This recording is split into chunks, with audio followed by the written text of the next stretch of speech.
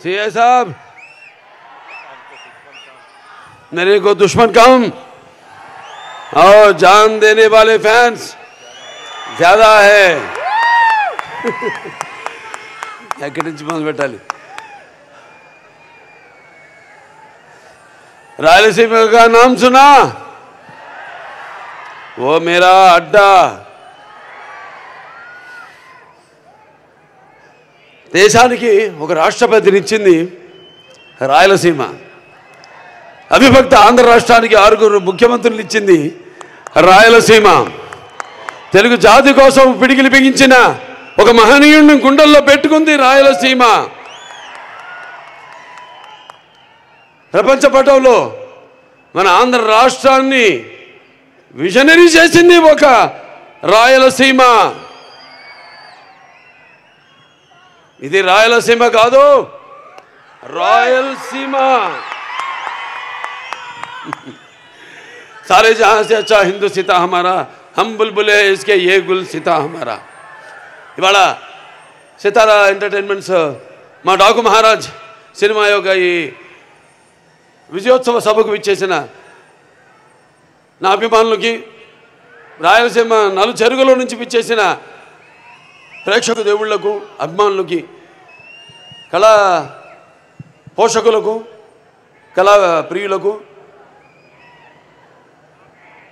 అలాగే ఇక్కడ సభకు విచ్చేసిన నా సహచర శాసనసభ్యులైతేనేమి, మంత్రివర్యులు, శాసన మండలి సభ్యులు, వివిధ హోదాల్లో ఉన్న నా కుటుంబ సభ్యులందరికీ ముందుగా నా హృదయపూర్వక ఈ సినిమాని ఇంత విజయవంతం చేసినందుకు నా హృదయపూర్వక ధన్యవాదాలు తెలియజేసుకుంటున్నాను. పాత్రికేయులకు, ఎలక్ట్రానిక్ మీడియా, ప్రింట్ మీడియా వారికి అందరికీ కూడా నా కృతజ్ఞతలు తెలియజేసుకుంటున్నాను. డాకు మహారాజ్ అంటే ఒక చెప్పడం జరిగింది, ఒక పాత్ర నుంచి పుట్టుకొచ్చింది. ఎంతో ఒక సినిమా అంతా ఎంతో ఒక సర్వే చేస్తాం. ఈ మధ్య సర్వే చేయాలి అంటే నాకు అవసరం లేదు, అయినా ఒక తపన, మా అందరిలో తపన. మా దర్శకుడు బాబీ అయితేనేమి, మా నందమూరి ఎన్బికే తమ్మన్ గారు అయితేనేమి, ఎంతో రీసెర్చ్ చేస్తాం. ఏదో చేయాలి, ఇంకా ఏదో ఇవ్వాలి అనే ఒక ఆవేశం, ఒక తపన. ఆ తపనే ఒక చిన్న పాత్ర ఆదిత్య 369లో నేను 91లో చేశాను, 1991లో. అది నాకు గుర్తుండిపోయింది, ఎందుకంటే నా అమ్మాయిలు ఎప్పుడు నా గుండెల్లో ఉంటారు. అంటే భావస్తురాణి జన్మాంతర సౌహృదాన్ని అంటారు. అంటే పోయిన జన్మలో కొంతమందితో ఉండే సత్సంబంధం వల్ల ఈ జన్మలో కొంతమందిని తిరిగి పొందొచ్చు. కానీ ఇన్ని వేల లక్షల కోట్ల మంది అభిమానులు పొందడం అంటే అది నా పూర్వజన్మ సుకృతంగా భావిస్తాను. సమాజం మీద నాకు బాధ్యత ఉంది. అలాగే నా అభిమానుల్ని వాళ్ళు కూడా కార్లలో ఎగరేసి గర్వపడేలా చూసుకునే బాధ్యత కూడా నా మీద ఉంది. ఎందుకంటే మేము ఎప్పుడు అలా ఆలోచించను. అభిమానులు అంటే చెప్పినట్టు ఒక పెద్ద కుటుంబాన్ని ఇచ్చి వెళ్ళారు ఎన్టీ రామారావు గారు. అందుకే నాకంత ధన్యమైన జన్మనిచ్చి నన్ను మీ అందరి గుండెల్లో ఆయనకి ప్రతిరూపంగా నిలిపినందుకు దైవాంశ సంభూతుడు, విశ్వానికి విశ్వ నట రూపం ఏంటో చూపించిన నా తండ్రి, గురువు, దైవం, కారణజన్ముడైన విశ్వవిఖ్యాత నట సార్వభౌమ నటరత్న తెలుగుదేశం పార్టీ వ్యవస్థాపకులు డాక్టర్ పద్మశ్రీ నందమూరి తారక రామారావు గారు మమ్మల్ని గెలిపారు. అటు సినిమా రంగంలో మరి ఆయన నటిస్తుంటే పౌరాణికాలు ప్రాణం పోసుకున్నాయి, జానపదాలు జాబిలీలాడాయి, అలాగే సాంఘికాలు సామజవర్గమనాలు అయ్యాయి, అలాగే పాట పద్యం పదిలెక్కింది, పాట నాటు నేర్చింది, కళామ తల్లి కన్నుల పండుగ చేసుకుంది, కలగల నవ్వింది, గలగలలాడింది. అటువంటి రామారావు మరి ఆయన బిడ్డగా పుట్టడం అంటే ముందు తెలుగు జాతి చేసుకున్న, అంటే ఆయన తెలుగు జాతిలో పుట్టడం అనేది తెలుగు జాతి అదృష్టం. అయితే మనమందరం ఆయన పుట్టిన జాతిలో మనం పుట్టడం మనందరం చేసుకున్న అదృష్టం. మరి ఆయన బిడ్డగా పుట్టడం అన్నది అది ఎన్ని జన్మల మరి ఏ పుణ్యఫలమో. కానీ నా అభిమానులు ఎల్లప్పుడూ నా గుండెల్లో ఉంటారు. మీకు మాకు ఏ జన్మల అనుబంధమో, ఏ రుణానుబంధము, ఏ విడదయ్యలేని అనుబంధమో కదా అని నాకు అనిపిస్తూ ఉంటుంది. సో అలా ఇంత పెద్ద కుటుంబాన్ని, అభిమానులు, సినిమా నటుడిగా, రాజకీయాల్లో ఇవాళ నా హిందూపురం ప్రజలందరికీ నా శిరస్సు వచ్చి వాళ్ళ కృతజ్ఞతలు తెలియజేసుకుంటున్నాను. వాళ్ళు 3వ సారి గెలిపించారు నన్ను. వాళ్ళందరికీ నా కృతజ్ఞతలు తెలియజేసుకుంటున్నాను. అలాగే ఆదిత్య శ్రీకృష్ణ గెటప్ నా అభిమానులు గుండెల్లో, అభిమానులే కాదు ప్రేక్షకుల గుండెల్లో ఒక చెరగని ముద్ర. ఎందుకంటే శ్రీకృష్ణదేవరాయలు అది మామూలు పాత్ర కాదు. అది కాకుండా మళ్ళీ ఆయన మారు వేషంలో కృష్ణకుమార్ని కాపాడడం, ఆ గెటప్ అలా ఉండిపోయింది నా మైండ్లో. ఫ్యాన్స్ ఎప్పటి నుంచో కోరుకుంటున్నారు అభిమానులు, మొత్తం సినిమా అంతా ఈ గెటప్లో ఉంటే ఎలా ఉంటుందని. అది నేను ముందు వ్యక్తపరచడం జరిగింది. ఏమంటే సర్వే ఒక నా ఆవిష్కరణ చేసుకోవడం ఓ పాత్రని. అంటే నేను చెప్తూ ఉంటాను, సినిమాలన్నీ కథలన్నవి ఒక పంచపక్ష పరమాన్నం వడ్డించిన ఇస్తరు కావచ్చు, లేకపోతే ఒక పాత్ర కావచ్చు, సమాజంలో నిజంగా జరిగిన ఒక ఇన్సిడెంట్ నుంచి కావచ్చు, లేకపోతే వేరే సినిమాలు చూసి కొట్టిన వాటిలో నుంచి మనం ఒక స్ఫూర్తిని పొందే రకరకాల సినిమాలు. మరి ఇన్ని చేసుకుంటూ ఒక పక్క అఖండ కోవిడ్ టైంలో మొట్టమొదటి సినిమా మన భారత చలనచిత్ర రంగంలోనే విడుదలైన సినిమా. అప్పుడు ఎక్స్ట్రా షోలు లేవు, రేట్లు మామూలు రేట్లే.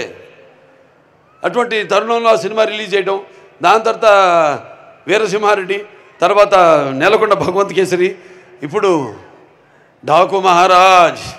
మీ అందరి డాకు అంటే దొంగ ఎవడు? కృష్ణుడు, బాలకృష్ణుడు. ఇక్కడ మరి బాలకృష్ణుడు అంటే ఎవరు? అందరు గుండెల్ని హరించేవాడు, దోచేవాడని. నా ఒక్కడిని కాదు, నా ఒక్కడి వల్ల కాదది, అసంభవం. దానికి కొన్ని సినిమాలకి అద్భుతాలు దొరుకుతాయి అంతే. నేను ఎప్పుడు అంటూ ఎన్టీ రామారావు పుట్టడం నుంచి ఆయన సినిమాలు అయితేనేమి, ఇప్పుడు నేను చేసిన ఈ 4వ విజయం, మరి ఇంతమంది నాన్నగారు అనేవారు సమాజమే దేవాలయం, ప్రజల దేవుళ్ళు, అందులో నేను ఒక దేవుణ్ణని. అలాగే నా తెలుగు ప్రజలకి నేను ఎందుకు ఎప్పుడు రుణపడి ఉంటానంటే, ఎప్పుడు అంటారు శత్రుశేషం రుణశేషం అని, అగ్నిశేషం ఉంచకూడదని. అలాగే మీ శేషం ఈ జన్మకి తీరదు, ఈ రుణం చేస్తానే ఉంటాను నా కొన్న ఊపిరి వరకు. మంచి సినిమాలు అందించిన మంది, సందేశాత్మక చిత్రాలు, కేవలం వినోదం కాదు. కళ్ళు మూసుకుంటే కనేది కళ, కళ్ళతో అభినయించేది కళ, అలాగే నిద్రపోతున్నప్పుడు కనేది కళ, నిద్రపోతున్న సమాజాన్ని మేల్కొల్పేది కళ. అన్ని రకాలుగా మంచి సందేశాలు ఇస్తూ ఇంకా వైవిధ్యమైన పాత్రలతో. కొంతమంది అంటుంటారు, ఏం చూసి బాలకృష్ణతో పొగరని. నన్ను చూసుకునే నాకు పదునైన పొగరంట. ఎవరిని చూసి ఇంత